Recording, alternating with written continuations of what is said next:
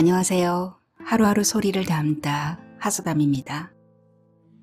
어느 날 삶이 송두리째 무너지면서 가족을 잃고 일상을 잃고 살아갈 이유마저 사라졌을 때 무엇으로 어떻게 다시 하루를 살아내야 할까요?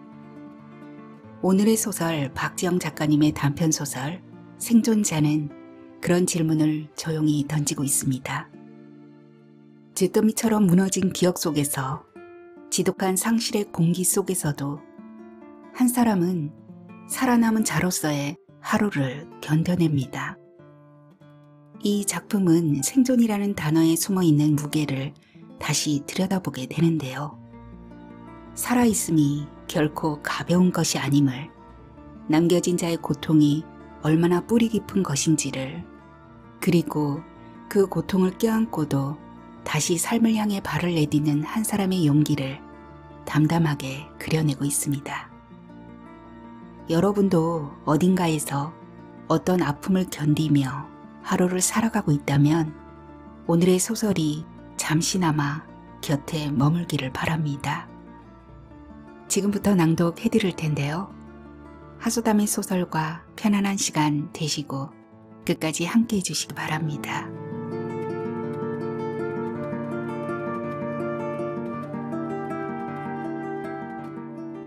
생존자, 박지영 단편소설.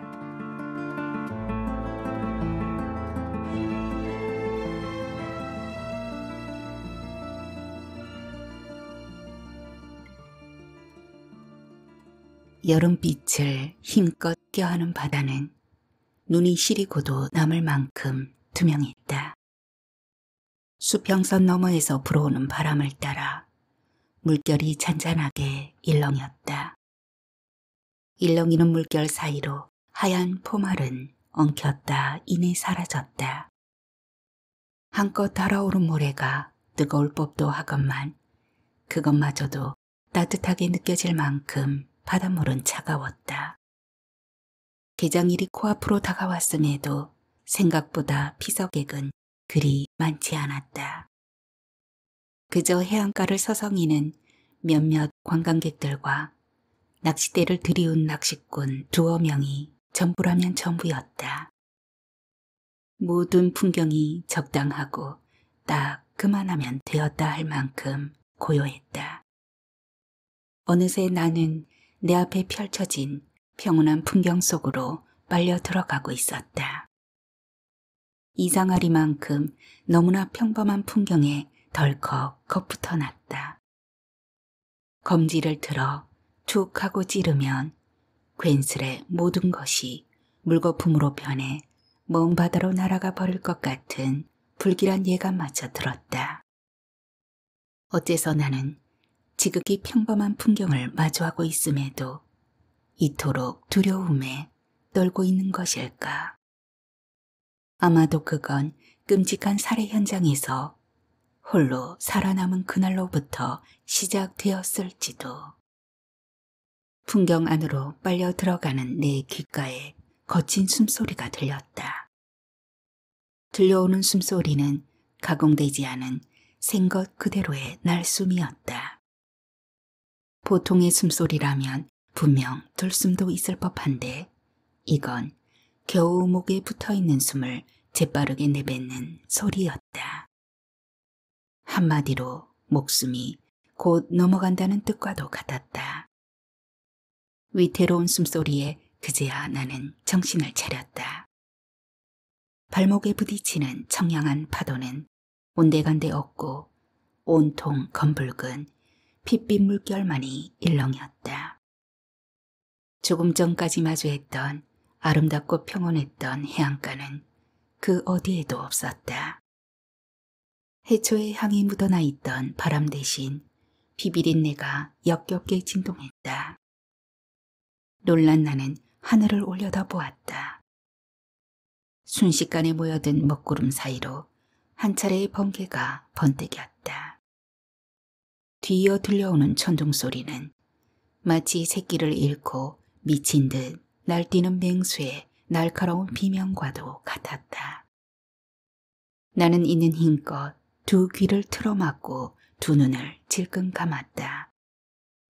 그렇게 얼마의 시간을 버텼을까? 얼굴 위로 빗방울이 떨어졌다. 한 방울 또 한 방울 떨어지던 빗방울은 금세 굵은 빗발이 되어 온몸을 적셨다. 거센 빗줄기에 눈을 뜬 나는 얼굴을 거칠게 쓸어내렸다. 그렇게 빗물이라 여기며 쓸어내렸던 두 손은 이미 피투성이로 변해 있었다. 나는 피 범벅이 된 손바닥과 손등을 번갈아 보며 부들부들 떨었다. 고함이라도 내지르면 이 끔찍한 악몽에서 벗어날 수 있을 것 같은데 뭔가가 꽉 틀어막혀 목소리가 나오지 않았다. 나는 온 힘을 다해 두 다리를 움직여 보았지만 그 역시도 소용없었다. 사투의 시간이 길어지고 손끝의 힘마저 사라질 무렵 검붉은 피를 뒤집어 쓴 거대한 금붕어 한 마리가 나의 정수리 위로 튀어올랐다. 나는 날아오르는 금붕어를 올려보다 그만 빗물 위로 낮아빠졌다. 다리와 두 팔을 시작으로 몸 전체가 서서히 가라앉았다. 거칠었던 돌숨과 날숨도 조금씩 옅어지며 의식마저 희미해졌다. 희미해지는 의식 사이로 나를 부르는 이들의 모습이 보였다. 그들은 하나같이 꼿꼿하게 선 채로 나에게 손짓을 했다. 나는 그들이 내미는 손을 잡기 위해 발을 뻗었다. 조금만 더, 조금만 더. 서로의 중지가 닿을 듯 말 듯 하던 그때. 선우 씨, 선우 씨, 이선우, 정신 좀 차려봐. 선우 씨, 제발. 다급히 나를 부르는 소리와 뒤이어 들리는 연서의 흐느낌. 그녀의 울음에 나는 마침내 악몽에서 깨어날 수 있었다. 정신이 차츰 또렷해지자 얼마 전 욕실에 바꿔 낀 LED 전등이 그제야 눈에 들어왔다. 새로 교체한 전등이 이리도 격하게 반가울 줄이야. 나는 두 눈을 천천히 껌벅였다. 눈을 껌벅일 때마다 LED 특유의 빛 잔상이 눈꺼풀 안쪽에 맺혔다. 마치 지워내기 위해 발버둥 쳤던, 아니 애써야만 했던 지난 날들처럼. 일정하게 내쉬는 편안한 숨소리에 나는 잠에서 깼다. 연서의 품이었다. 그녀의 고른 숨소리에 맞춰 내 숨도 조금씩 편안해졌다. 나는 어린아이처럼 연서의 품으로 더욱 파고들었다. 그녀는 잠결임에도 불구하고 나를 힘주어 껴안았다. 마냥 따뜻하고 포근했다. 연서의 젖가슴에서 흙냄새가 났다. 비 내리기 전 쌉쌀한 탄내가 풍기는 흙냄새. 그 냄새를 놓칠세라 숨을 크게 들이키자 나는 어느새 이슬이 촉촉하게 내린 숲속 한가운데 서 있었다. 어디선가 불어오는 바람이 겉은 줄을 톡톡 쳤다. 컨디션은 좀 어때? 괜찮아? 반쯤 일어나 기대 앉은 내게 연서는 물잔을 건넸다. 나는 건네받은 물을 한 번에 쭉 들이켰다. 갈증이 가시자 정신이 더욱 또렷해졌다. 그 사이 연서는 침대에 걸터 앉아 걱정스레 나를 빤히 쳐다보았다. 그녀를 만나고부터 공황장애가 조금씩 나아지긴 했으나 불안에 의한 불면증과 환시 그리고 환각은 여전했다. 하여 약을 좀 바꿔봄이 어떻냐는 연서의 제안에 전날 약을 바꾼 것이 이런 사달을 낸 모양이었다. 분명 침대에서 잠든 것까지는 기억이 나는데 무슨 정신으로 물이 가득한 욕조에 머리를 박고 있었던 건지 생각이 이쯤에 이르자 머리가 깨질 듯 아파왔다. 그 모습을 빤히 바라보던 그녀는 힘들어하는 나의 어깨를 찬찬히 쓸어내렸다.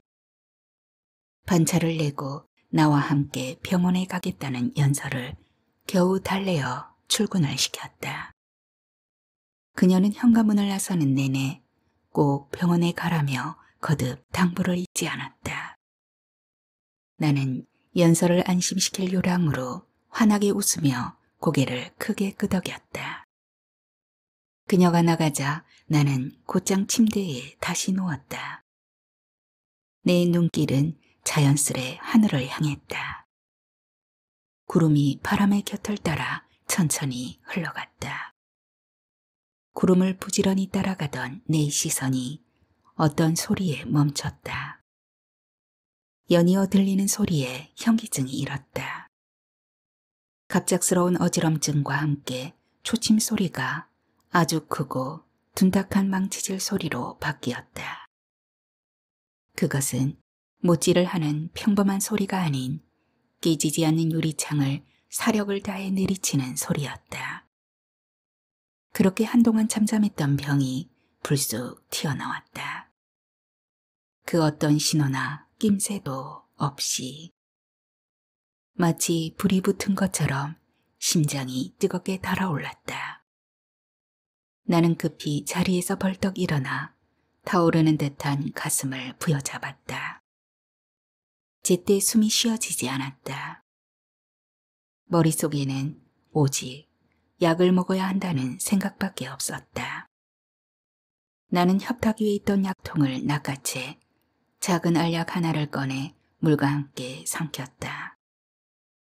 그리고는 몇 번이나 숨을 크게 들이마시고 내뱉었다.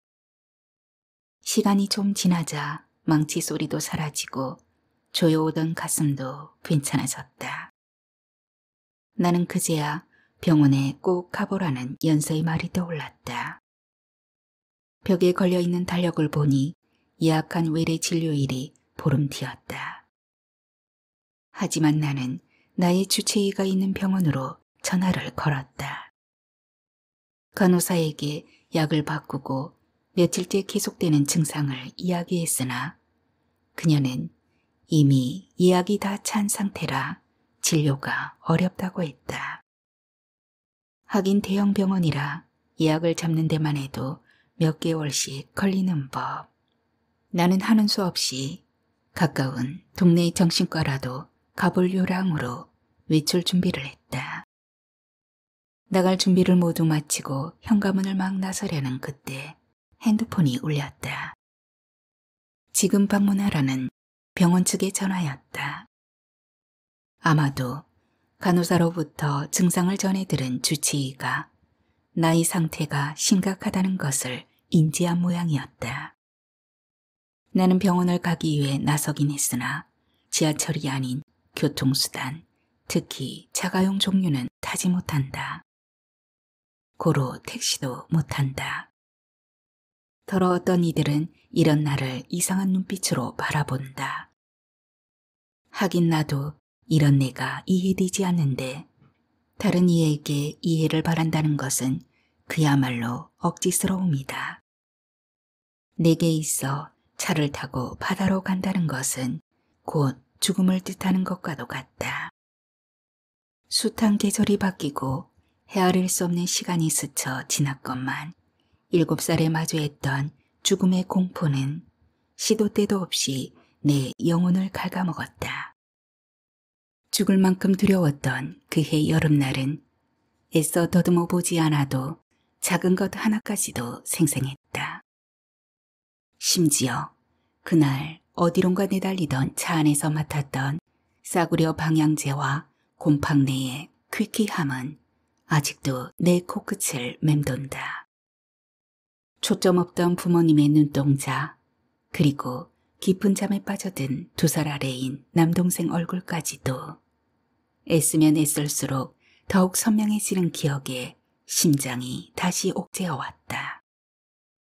나는 주먹으로 가슴을 내리치며 숨을 내쉬기 위해 안간힘을 썼다. 그러나 어쩐 일인지 여태껏 들이마신 숨은 밖으로 터져나가지 않았다. 점점 앞이 깜깜해질 무렵 누군가가 내 어깨를 흔들었다. 나는 비로소 들이마신 숨을 한꺼번에 내뱉었다.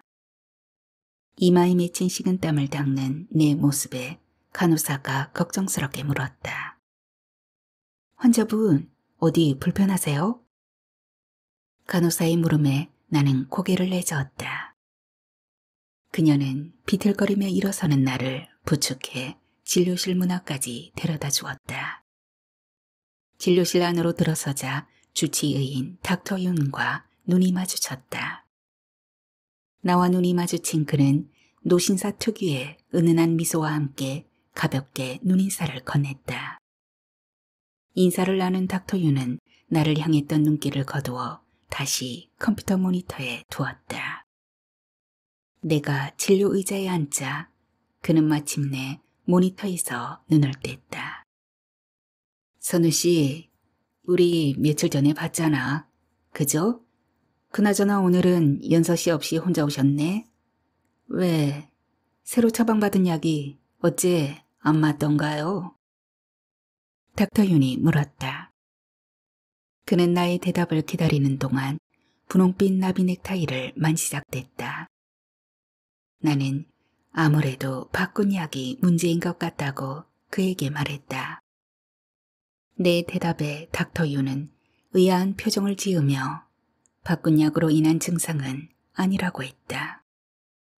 현재 나에게 일어나고 있는 증상은 약으로 인한 일반적 부작용이 아닌 심리적인 문제로 보인다고 했다. 그러니 일단 바꾼 약을 좀 더 복용해 보자는 것이 닥터 윤의 소견이었다. 대개 정신의학과 약은 단기가 아닌 장기적으로 봐야 하기에 한 번 바꾼 약은 쉽게 바꿔주지 않는다. 무엇보다 조금씩 나아지고 있는 지금 입원했을 당시 복용했던 독한 약을 다시 먹게 되면 그로 인해 생길 수 있는 역효과가 더 만만치 않을 것이라는 설명도 덧붙였다.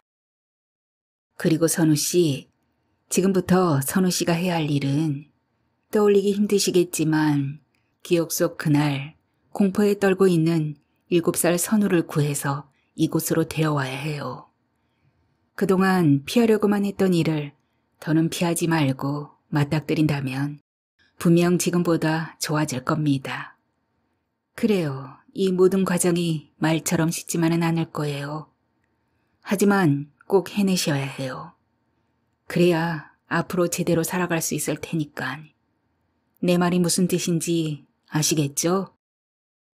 나를 빤히 지켜보던 닥터 윤은 최대한 부드럽게 말끝을 올렸다. 그제야 나는 상담 내내 손톱을 잘근잘근 씹어먹고 있다는 것을 알아챘다.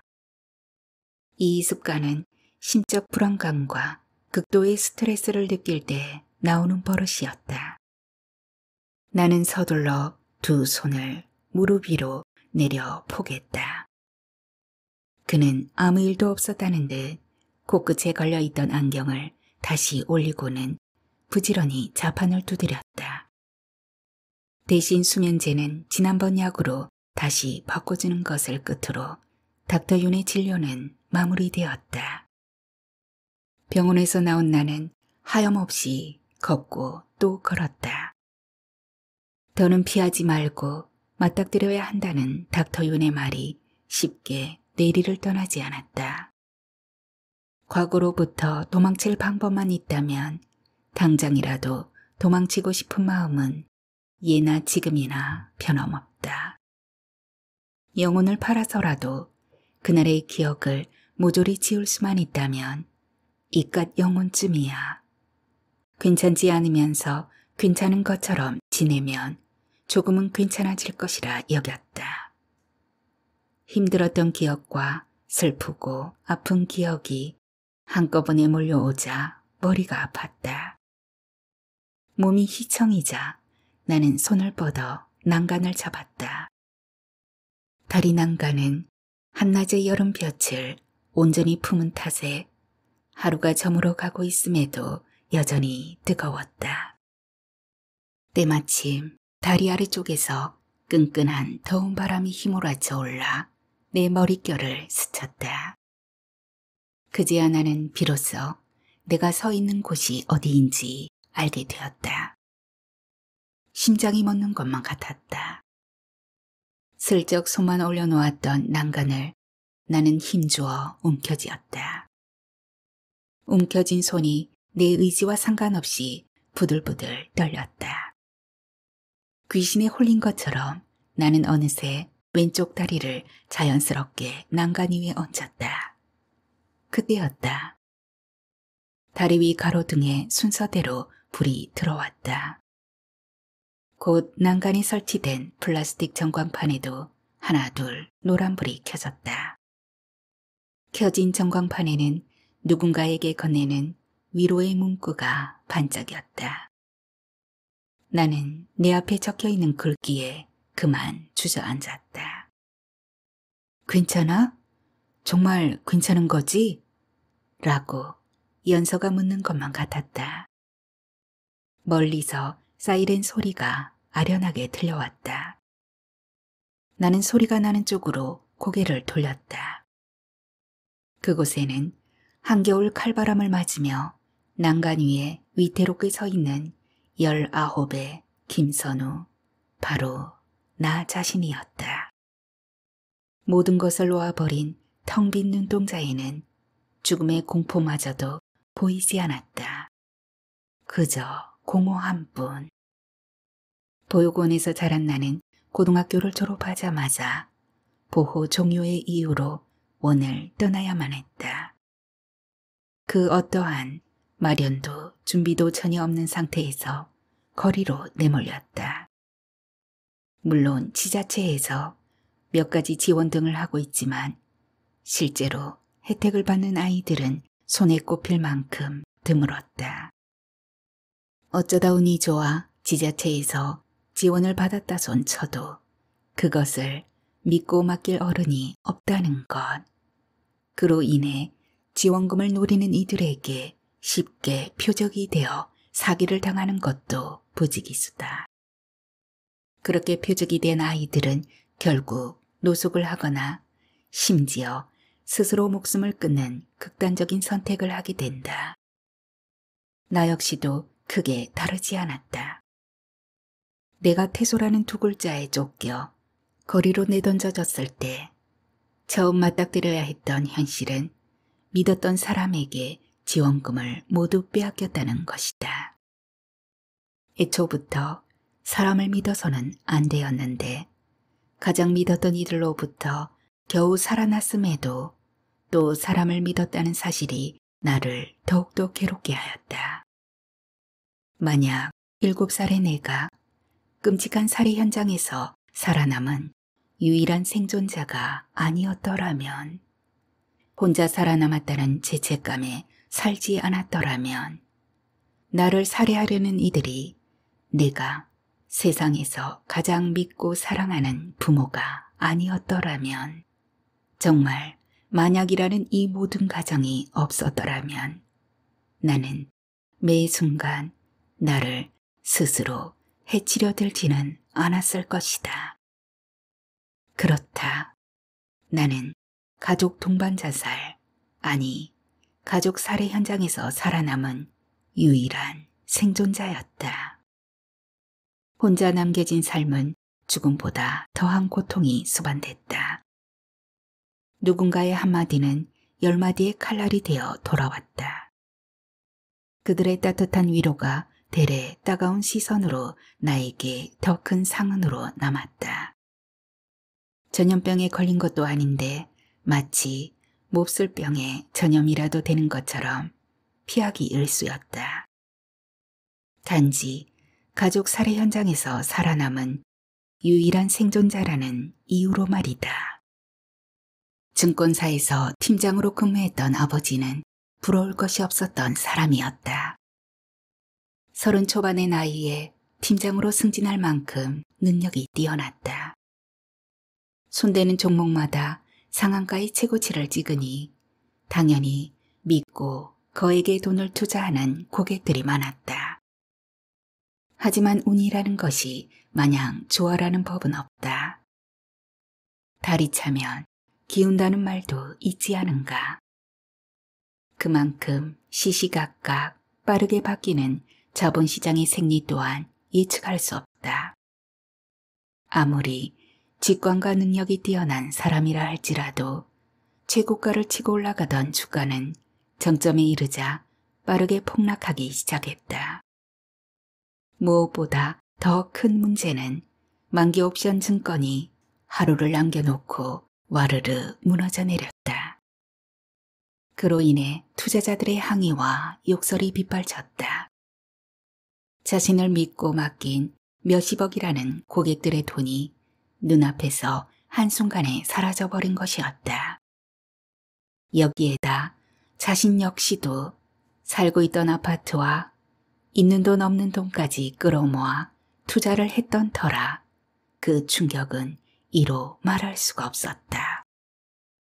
나른 책임을 다하기 위해 고군분투하던 아버지는 어느 날부터 모두 놓아버린 사람처럼 술에만 의지했다. 깊은 한숨과 눈물, 그리고 쌓여만 가는 독촉 고지서들, 이 모든 것들이 결국은 부부싸움으로 이어졌다. 나는 그럴 때마다 2살 아래인 남동생을 데리고 놀이터로 갔다.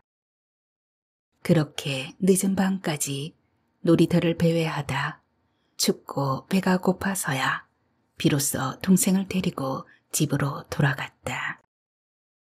그날 저녁은 여느 날과 뭔가가 좀 달랐다. 씻지도 않고 술에만 절여있던 아버지가 깔끔하게 면도도 하고 회사에 다닐 때처럼 양복을 입고 있었다.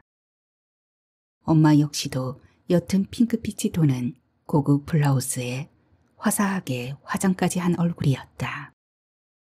비록 2사람 모두 표정은 어두웠으나 나와 동생을 향해 환하게 웃어주었다. 퉁퉁 부른 컵라면과 김치만 덩그러니 있던 식탁에도 오랜만에 불고기와 잡채 그리고 케이크가 놓여 있었다. 모두 내가 좋아하는 것들이었다. 그렇다. 여느 날과 다른 날은 바로 나의 7번째 생일이었다. 현관에 막 들어서는 나와 동생을 향해 엄마는 예전에 그랬던 것처럼 우리를 따뜻하게 안아주었다. 아주 잠깐이었지만 꿈을 꾸는 것처럼 행복했다. 아버지는 밥을 먹기 전에 손부터 씻으라며 나와 동생을 욕실로 밀어넣었다. 막 욕실로 들어간 동생이 변기 뚜껑을 열기도 전에 바지에 오줌을 지렸다. 나는 이런 사실을 엄마에게 이르기 위해 욕실에서 나와 곧장 주방으로 갔다. 하지만 나는 차마 엄마를 부를 수가 없었다. 방금까지 환하게 웃고 있던 그녀의 등이 울음으로 들썩였기에 눈물을 훔치던 엄마는 뭔가를 도마에 올려놓고 부지런히 빻았다. 그것이 하얀 가루가 되자 국자에 모두 쓸어 넣었다. 그렇게 그녀는 하얀 가루가 든 국자를 한참 동안 내려다 보았다. 얼마의 시간이 흘렀을까? 엄마는 하얀 가루가 든 국자를 끓고 있던 미역국 속에 푹 담갔다. 그 순간 욕실에 있던 동생이 큰 소리로 나를 부르며 밖으로 뛰쳐나왔다. 동생의 목소리에 안방에 있던 아버지와 주방에 있던 엄마가 욕실로 달려왔다. 눈 언저리가 벌겋게 변해버린 그녀는 애써 미소 지으며 우리를 다시 욕실로 데려가 깨끗이 씻겼다. 엄마는 미리 준비해둔 새 옷을 나와 동생에게 입혔다. 평소 입고 싶어 사달라고 조르던 캐릭터 옷이었다. 새 옷을 입은 동생은 마냥 해맑게 웃었다. 나도 따라 웃었다. 아니, 꼭 웃어야만 할 것 같았다. 케이크에 꽂힌 7개의 초에 불을 붙이고 박자에 맞춰 생일 노래도 불렀다. 나는 두 볼을 빵빵하게 부풀려 있는 힘껏 촛불을 껐다. 요란스러운 박수 소리가 멈추고 아주 잠깐이었지만 무거운 정적이 흘렀다. 그때까지도 식탁 아래를 내려다보던 아버지가 고개를 들어 맞은편에 있던 엄마를 바라보았다. 마주친 두 사람의 눈동자에 많은 감정과 생각들이 뒤엉켜 차고 넘쳐 보였다. 가볍게 고개를 끄덕이는 아버지와 천천히 일어나 가스레인지 앞으로 다가서는 엄마. 여느 평범한 가정집 저녁밥상 풍경임에도 어린 나는 설명할 수 없는 어떤 두려움에 사로잡혔다. 그리고 뒤이어 나와 동생 앞에 놓인 미역국. 엄마는 늘 그리 해왔던 것처럼 밥 한 숟갈을 떠서 미역국에 꾹꾹 말았다. 동생은 미역국이 적당히 잘 버무려진 밥을 한 숟가락 떠서 입에 냉큼 넣었다. 나는 동생에게 먹지 말라고, 먹으면 안 된다는 말이 목구멍까지 차올랐지만 그뿐이었다. 음식 앞에서 주저하는 나에게 엄마는 미역국에 말아서 얼른 밥을 먹으라고 재촉했다. 등줄기에서 식은땀이 흘러내렸다. 나는 되도록 천천히 밥을 한 숟가락 떠서 미역국에 꾹꾹 눌러 입속으로 쑤셔 넣었다. 그런 내 모습을 가만히 지켜보던 엄마가 자리를 박차고 일어섰다. 그러자 놀란 아버지가 엄마의 팔목을 낚아채 안방으로 들어갔다. 안방 문이 닫히고 나는 미역국에 담겨있던 숟가락을 꺼내 옆에 있던 어항에 집어넣었다. 숟가락에 묻어있던 짜투리 미역이 기름과 섞여 긴 띠를 이뤄 동동 떠다녔다. 아주 찰나의 순간이었다. 어항 속에서 유유히 헤엄치던 주홍빛의 금붕어 한 마리가 허연 배를 까집은 채 물 위로 둥둥 떠올랐다. 떠오른 허연 배가죽이 터질 듯이 점점 부풀어 오르더니 아가미에서 빨간 피가 흘러나왔다. 흘러나온 금붕어의 피는 다시 기름띠에 녹아들었다. 놀란 나는 서둘러 입속에 있던 밥을 도로 뱉었다. 그리고는 싱크대로 달려가 입을 정신없이 씻어냈다. 그때였다. 쿵 소리와 함께 동생이 식탁 위로 고꾸라졌다. 나는 쓰러진 동생의 입을 벌려 손가락을 넣어 씹담한 밥을 긁어냈다. 그래도 동생이 일어나지 않자 얼굴을 세게 때렸다. 그렇게 별의별 방법을 다 써봤지만 동생은 약간의 움직임조차도 없었다. 나는 안방의 동태를 살피며 손가락을 최대한 목구멍 안쪽으로 집어넣어 데워내었다. 이 모든 행동은 재빠르게 이루어졌다. 안방에서는 고성과 울음이 몇 차례 오고 가더니 거칠게 방문이 열렸다. 나는 본능적으로 미역국이 든 그릇을 식탁 아래로 떨어뜨리고는 동생처럼 엎드려 있었다. 그 사이 주방으로 다시 나온 엄마는 대성통곡을 하며 쓰러진 동생과 나의 얼굴을 번갈아 쓸어내렸다. 그때까지도 난 두 눈을 꼭 감고 숨죽여 있었다. 비록 7살의 어린 나이였지만 왠지 그래야만 이 무서운 상황에서 벗어날 수 있을 것만 같았다. 그러고 진짜 잠이 들었다. 깨어나 보니 물속으로 점점 가라앉고 있는 차 안이었다. 마치 대형 소금 포대를 입속에 모두 쏟아부은 듯한 짠맛과 곧 얼어붙어 버릴 것만 같은 차가움이 극한의 공포로 밀려왔다. 놀란 나는 앞을 바라보았다.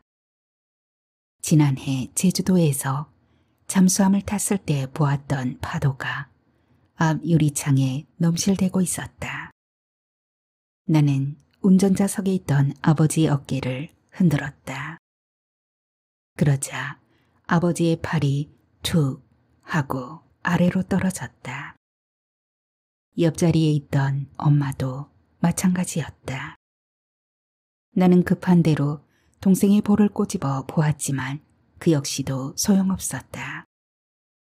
아무것도 할 수 없었던 나는 온 힘을 다해 울부짖으며 엄마, 아빠를 불렀다. 그제야 비로소 목구멍에서 내내 맴돌던 말을 힘주어 소리칠 수 있었다. 죽고 싶지 않다고, 살고 싶다고, 정말 살고 싶다고. 그렇게 정수리까지 차오르는 바닷물을 끝으로 나는 정신을 잃었다. 누군가에 의해 구조되어 차량 밖으로 나올 때까지 동생의 손을 놓치지 않기 위해 안간힘을 썼다. 그리고 깨어나 보니 병원이었다. 한동안 뉴스에서는 온통 살아남은 나의 이야기와 동반 자살이냐 살인이냐를 두고 열띤 논쟁이 오고 갔다. 시간이 지날수록 몸에 난 상처는 나아갔지만 마음에 남은 상흔은 날이 갈수록 커져만 갔다. 일가 친척이라고는 10여 년이 넘는 세월 동안 연락을 끊고 지내던 외삼촌 하나가 전부였다. 나는 그의 손에 이끌려 전혀 낯선 곳으로 갔다. 하지만 그것도 얼마 못 가 다시 외삼촌의 손에 끌려 보육원에 입소하게 되었다. 그도 그럴 것이 소문을 듣고 온 빚쟁이들이 허구한 날 찾아오니 그로써도 나를 버리는 편이 더 나았을 터. 그렇게 무진 세월이 지남에 따라 나는 덩치만 커졌지 여전히 7살 겨울인 나의 생일에 머물러 있었다. 이른 나이에 죽음을 경험한 나는 같은 또래의 아이들과 친구가 될 수 없었다. 그들이 그 나이에만 할 수 있는 고민은 내게 있어 사치였다. 상실감에 허덕이는 날들이 많아지자 눈만 감으면 악몽을 꿨다. 혼자 살아남았다는 죄책감과 물속에서 마지막으로 맞닿았던 동생의 손끝이 심장을 아프게 짓눌렀다. 보육원에서는 이런 나를 위해 심리상담소를 데려갔지만 전혀 나아질 기미가 보이질 않았다. 청소년기에 접어들자 잦은 발작과 자해로 결국 정신병원에 입원했다. 약으로 인해 괜찮아졌다 싶으면 또 언제 그랬냐는 듯이 자살을 떠올렸다. 생존자가 된 그 순간부터 나는 생과 사의 경계 위에 고개하듯 위태롭게 서 있는 것이 일상이었다. 그날 그곳에서 연서를 다시 만나기 전까지. 보육원 퇴소가 결정되고 믿었던 이에게 지원금 모두를 사기당했던 날, 나는 마포대교 난간 위에 서 있었다. 그간 물이 너무 무서워 바다뿐만 아니라 강 근처도 가지 않았다. 보기만 해도 숨이 턱 막혀 죽을 것 같은 공포 때문에. 하지만 19 그때의 나는 모든 것을 놓아버렸던 것 같다. 깊이를 알 수 없는 까마득한 물속 어딘가에 내 가족이 기다리고 있다는 생각이 들자 두려움의 대상이기만 했던 물이 더는 무섭지 않았다. 부모를 향한 원망과 미움이 큰 만큼 그 이상으로 그리움도 컸다. 나 하나 지금 없어진다고 해도 누구 하나 슬퍼할 사람이 없는 이곳이 이제 정말 싫어졌다. 고요함이 가득한 새벽, 난간을 치고 올라오는 서늘한 바람 한 줄기가 심장으로 찬찬히 스며들었다. 요란하게 뛰던 심장이 어느 정도 안정을 되찾자 나는 눈을 감고 두 팔을 벌려 강으로 뛰어내렸다. 마치 큰 블랙홀에 빨려드는 것 같은 느낌마저 들었다. 착각인지 환청인지는 알 수 없으나 검은 강물이 울었다. 다리 아래로 떨어진 내 몸뚱이는 수면에 작은 파동을 일으키고 천천히 아래로 가라앉았다. 가빴던 돌숨과 날숨이 옅어지고 의식이 희미해지자 평생을 그리워했던 이들의 모습이 보였다. 그들은 어서 오라며 나에게 손짓을 보냈다. 한시라도 빨리 그들의 품에 안기고 싶었다. 떨어질 때 들렸던 강물의 울음소리가 이상하리만큼 크게 들렸다. 나는 천천히 두 눈을 떴다. 강물의 울음이라 여겼던 소리는 다름 아닌 산소 마스크를 통해 나오는 내 거친 숨소리였다.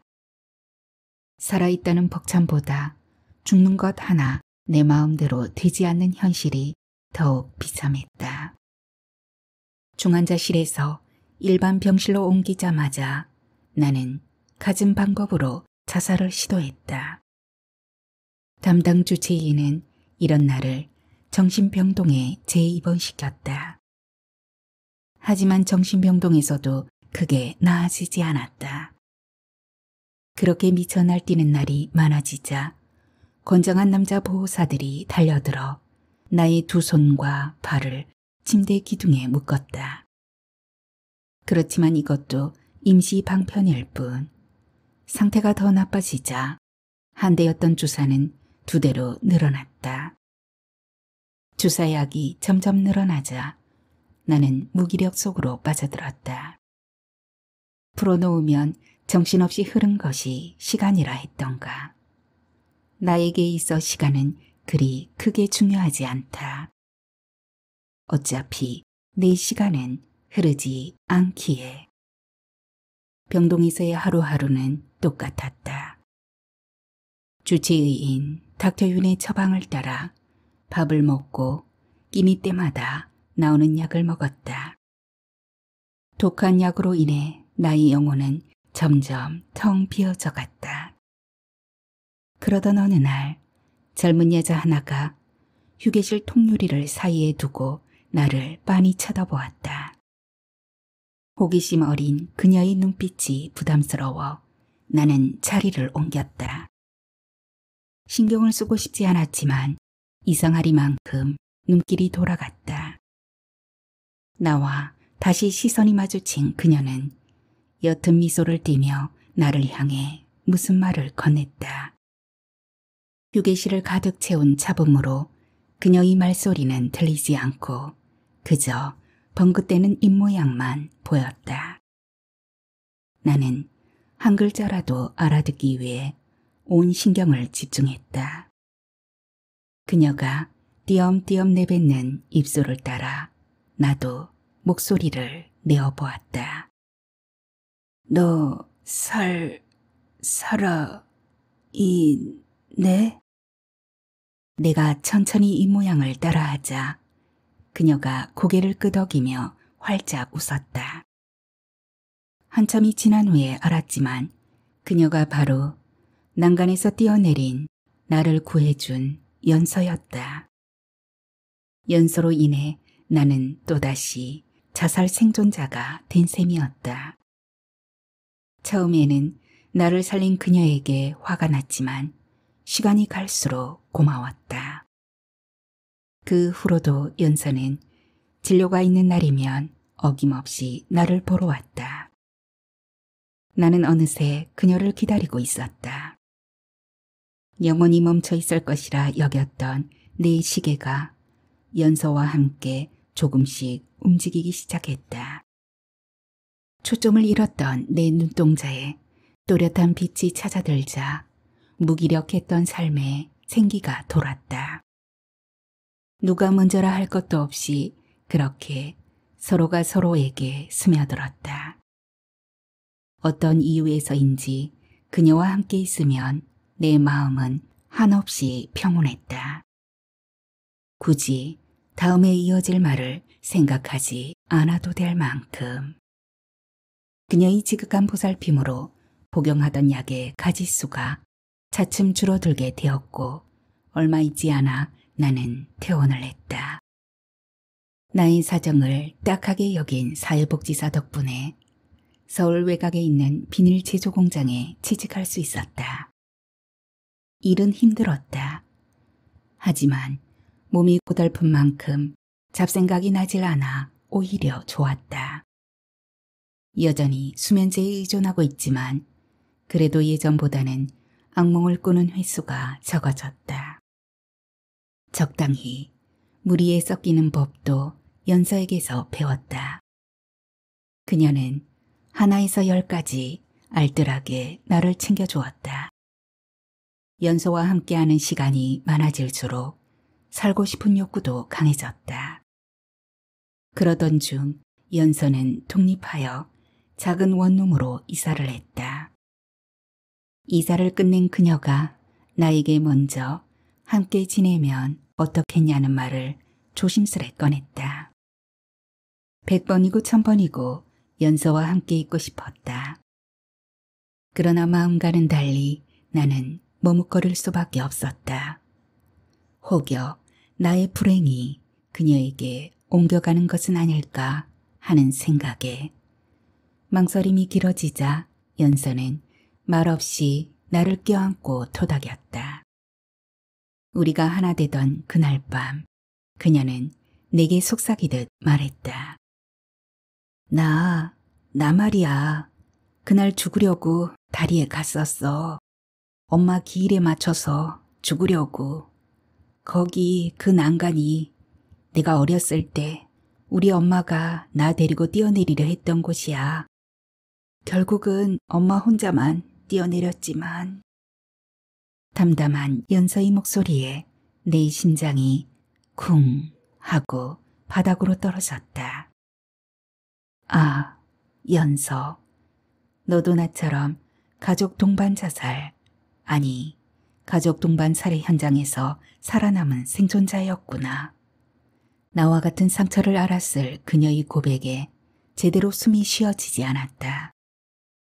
내가 연서를 위해 할 수 있는 것이라곤 그녀를 꼭 껴안아주는 것뿐이었다. 연서는 나의 품에 파고들며 잠시 끊었던 말을 다시금 이어갔다. 엄마가 내 손을 잡고 뛰어내리려 할 때 죽을 힘을 다해 말했어.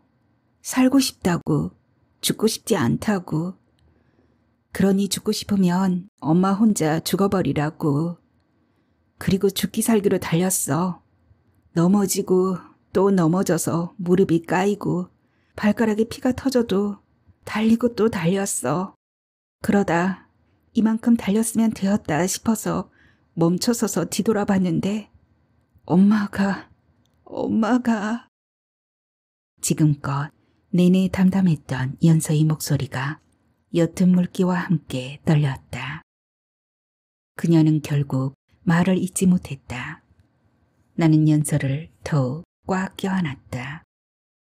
그간 그녀가 견디고 버티었을 무게가 내 심장 끝에 아프게 닿았다. 살아있어 줘서, 이렇게 살아남아 줘서 고마워, 연서야. 나는 연서의 등을 가볍게 쓸어내리며 지금껏 나 자신에게 가장 해주고 싶었던 말을 건넸다. 그녀의 뜨거운 눈물이 나의 가슴에 찬찬히 스며들었다. 나는 그런 연서에게 연민보다 존경심이 앞섰다. 내 생일이었던 그날 그녀처럼 용기를 내어 살고 싶다고 죽고 싶지 않다고 소리쳤더라면 동생은 살 수 있었을까?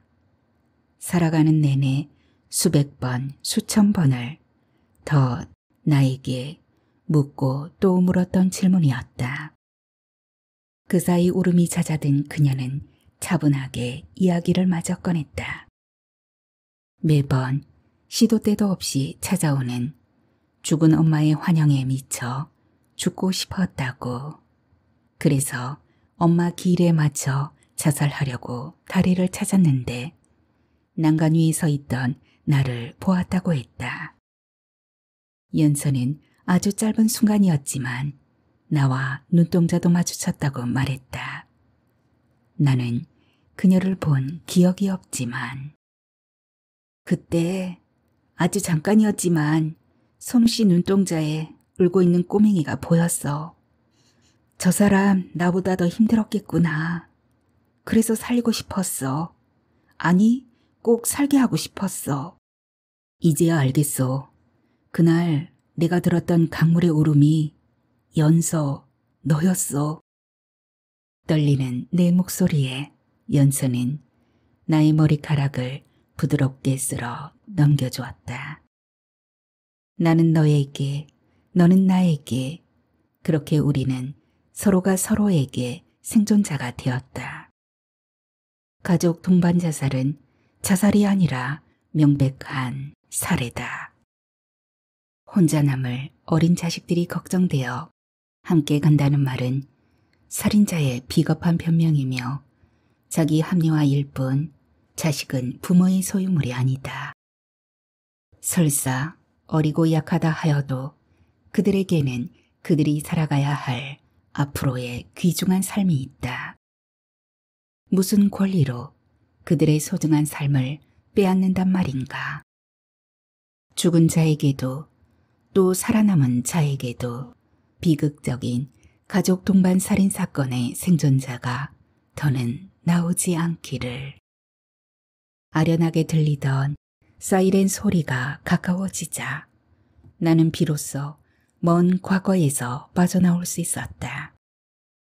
순찰차에서 내린 경찰이 나를 보고 괜찮냐고 물었다. 나는 옅은 미소를 지으며 고개를 가볍게 끄덕였다. 너무 오래 이곳에 있지 말라는 말을 끝으로 순찰차는 다시 사이렌을 울리며 멀어져 갔다. 조금 전 끈끈했던 더운 바람은 어느새 시원하게 바뀌어 내 머릿결을 스쳤다. 나는 난간에서 손을 뗐다. 그리고 핸드폰을 꺼내 연서에게 전화를 걸었다. 왜 전화를 안 받았냐는 그녀의 걱정스러움과 함께 괜찮냐는 물음에 나는 괜스레 코끝이 메워졌다. 내일 하루 쉴 수 있지? 우리 차 타고 바다에 가자. 바다가 갑자기 보고 싶어졌어. 나 이제 정말 살고 싶어. 아니, 살아내고 싶어. 나의 목소리는 그 어느 때보다 한껏 들떠 있었다. 그렇게 연서와 몇 마디 더 주고받은 후에야 통화는 끝이 났다. 통화를 마친 나는 무심결에 고개를 돌렸다.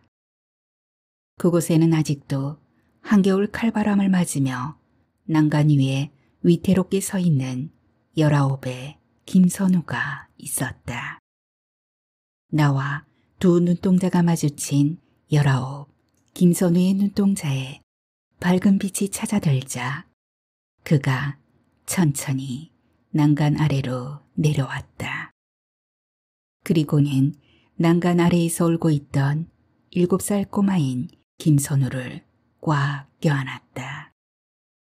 그 모습에 나는 그들이 있는 곳으로 내달렸다. 그리고는 그들을 있는 힘껏 껴안았다. 아주 오랫동안.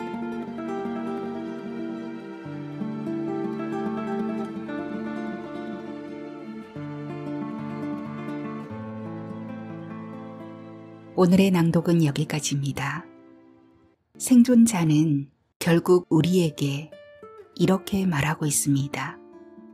살아남았다는 건 살아내야 한다는 것.